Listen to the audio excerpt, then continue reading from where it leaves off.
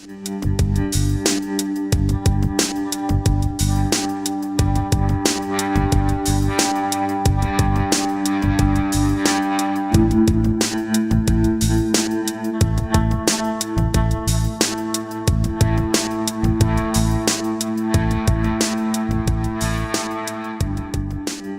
is a lot of evidence out there that there's stuff going on. I laid some of it on you. What do you think?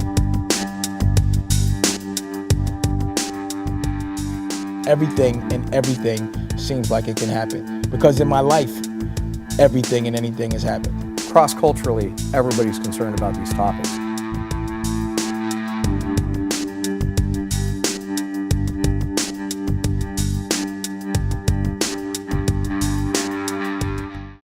So Dame, speaking of DNA, you recently appeared with Dr. Berman on Family Therapy. It was on VH1, right? Right. So that was a lot of family stuff that got aired, and you know, I was reading up on some of the comments online, and a lot of people were shocked that you could make 20 movies and never put your actor brother in it. A lot of people were shocked that he would feel entitled, that he should have that. Did you get any resolution, and has the relationship been better post-show with some of the people in your family that you were butting heads with on TV?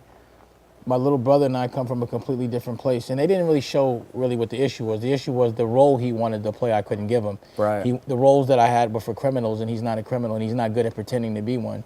So do you think did they hype up the conflict for the show? It's not that the conflict was hyped up. They never really spoke about my problems that I had with them. You know what I'm saying? So, right. And that didn't seem to be the issue, the specifics of it. And it doesn't really matter to me.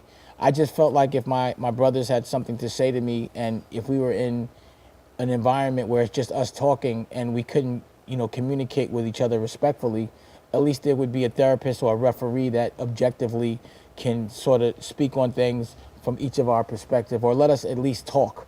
But some of the things that are said in a place of emotion just don't make sense. And I think it's important that everyone has a therapist, you know, to make yourself better, to improve yourself, to be able to like take a step back and look at what you're doing and understand the reasons why you're doing it, and to improve yourself, to be open for that. I think it's important, you know what I'm saying? And I think talking is always important. What happens is when you're speaking to people and emotions get involved, you know, you're not saying exactly what you feel. You're trying to just say whatever in the moment is gonna make you not feel so unhappy, or make that person feel as unhappy as you're feeling.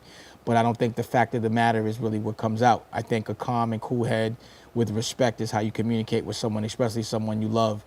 You can't teach somebody by yelling at them. You know what I'm saying? That's when they shut off. And I'm a person that's done a lot of yelling in my life.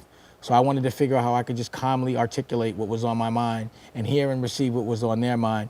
To me, regardless of what, you know, you control your own destiny. You know, you should never be entitled that someone has to give you something when you can do it yourself, right, regardless of what. And you never really understand someone else's fight. You know, and the thing is, it's funny, you read the comments. I didn't read one because I really don't care. You know what I'm saying? You know, I don't really care what other people think about my personal situation. It's cool, but, you know, I think they should spend more time on their own and understanding what their situation is, unless they're using my situation to learn from it. But, you know, usually when people comment, it's usually because they're insecure and they see something in themselves that they want to change, and they want to put the attention on something else.